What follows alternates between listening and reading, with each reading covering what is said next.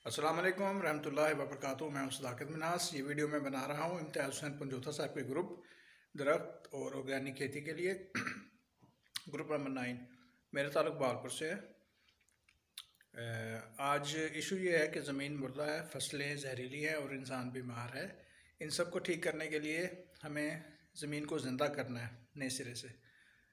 तो आज पौधा ज़मीन में तो खड़ा है लेकिन उसका ताल्लुक़ ज़मीन से तोड़ दिया गया है। पौधा ज़मीन से वो सारे न्यूट्रिएंट्स नहीं ले सकता जो पौधे को खुद चाहिए और इंसान को भी चाहिए। ये सारी चीज़ें जो जिंक, कॉपर, आयरन वगैरह ये जरासीम देते हैं पौधे को जड़ों के ज़रिए और बड़े मुतवाज़न तरीके से देते हैं, कुदरती अंदाज से।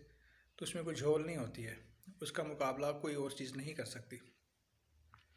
अब यूरिया DAP में कुछ जहरें होती हैं, उसकी वजह से ये जो माइक्रोब्स होते हैं, जो किसान दोस्त जरासीम में, ये मर जाते हैं।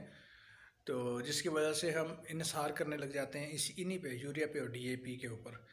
तो यूरिया DAP एक गैर कुदरती तरीका है जिससे पौधे की ग्रोथ गैर मुतवाज़न होती है, तेज़ हो जाती है, पौधों में क्लोरोफिल ज़्यादा आ जाता है पत्तों में, जो कीड़ों के लिए एक बड़ी मज़ेदार चीज़ बन जाती है। जैसे शहद लगा दें आप पक्षियों के लिए।